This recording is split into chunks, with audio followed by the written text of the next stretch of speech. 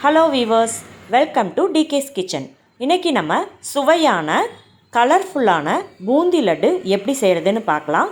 வாங்க வீடியோக்குள்ளார போகலாம். பூந்தி லட்டு செய்யறதுக்கு நான் 2 கப் கடலை மாவு எடுத்திருக்கேன். அது கூட 1/4 ஸ்பூன் சோடா உப்பு போட்டு நல்லா கலந்து விட்டுக்குவோம். இதில் தேவையான அளவு தண்ணி சேர்த்து நல்லா தோசை மாவு பக்குவம் வர்ற அளவுக்கு மாவை நல்லா கரைச்சி எடுத்துக்கலாம். கொஞ்சம் கொஞ்சமாக தண்ணி ஆட் பண்ணி கலக்கிக்கோங்க.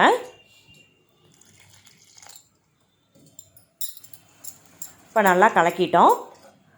மாவு இந்த பதம் இருந்தால் சரியாக இருக்கும்.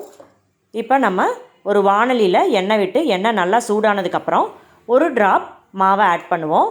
பாருங்கள், நல்லா பொங்கி மேலே எலும்பி வருது.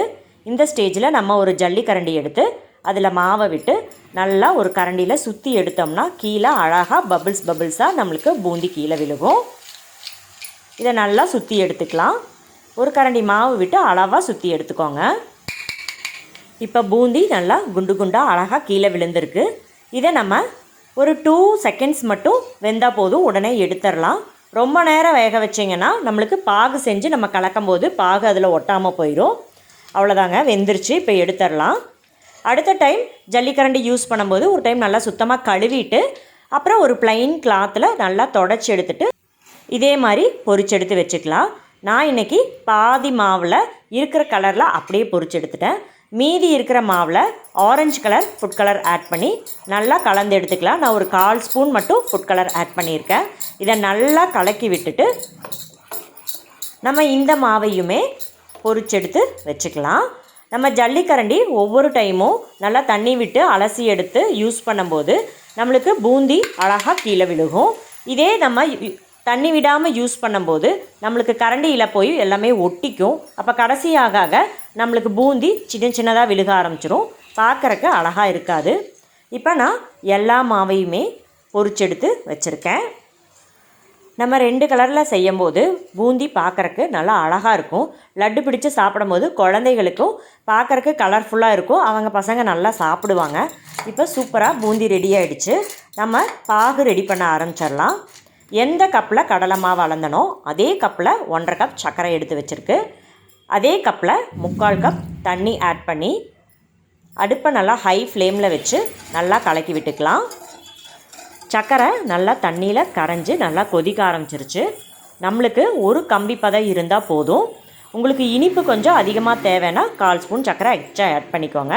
இப்போ பாருங்கள், ஒரு கம்பி பதம் வந்துருச்சு. நீங்கள் கையில் இந்த மாதிரி எடுத்து செக் பண்ணி பார்த்துக்கோங்க.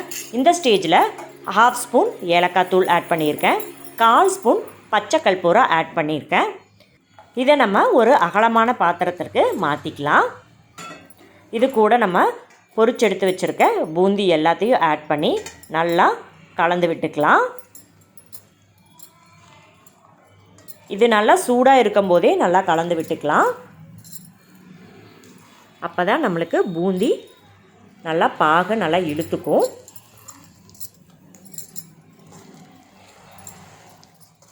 பாருங்கள், பாகு ஃபுல்லாக இழுத்துருச்சு. இப்போ நம்ம ஒரு சின்ன வாணலியில் 1/2 ஸ்பூன் நெய் விட்டு முந்திரி பருப்பு கொஞ்சமாக ஆட் பண்ணி நல்லா பொரிச்சு எடுத்துக்கலாம். இது பாதி பொரிஞ்ச உடனே திராட்சைப்பழம் ஆட் பண்ணி நல்லா பொரிச்சுக்கலாம். திராட்சைப்பழம் நல்லா பொரிஞ்சு பபிள்ஸ் நல்லா பலூன் மாதிரி உப்பி வரும். இப்போ இதை நம்ம இந்த பூந்தியில் ஆட் பண்ணிக்கலாம்.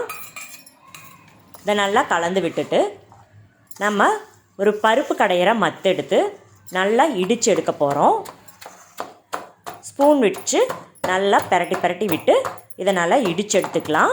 அப்போ தான் நம்மளுக்கு பூந்தி நல்லா சாஃப்டாக கிடைக்கும்.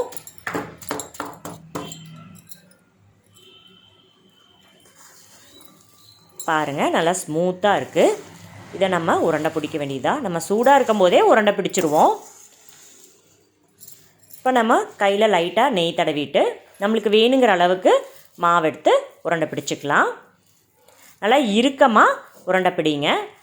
இல்லைன்னா நம்ம உருண்டை பிடிச்சி வச்ச உடனே அப்படியே பொலன்னு உதுந்துரும். அமுக்கி நல்லா உருண்டை பிடிச்சி எடுத்துக்கலாம்.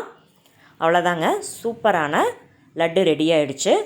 நான் 2 கப்பு மாவு எடுத்ததில் எனக்கு 15 உருண்டை கிடச்சிருக்கு. உங்களுக்கு தேவையான அளவு நீங்கள் உருண்டை பிடிச்சிக்கோங்க. இருக்கிற எல்லா மாவையுமே நம்ம அழகாக உருண்டை பிடிச்சி எடுத்துக்கலாம். அவ்வளோதாங்க, சூப்பரான லட்டு ரெடி ஆகிடுச்சு. நீங்களும் ட்ரை பண்ணி பாருங்கள். மறக்காமல் சப்ஸ்கிரைப் பண்ணுங்கள். தேங்க்யூ.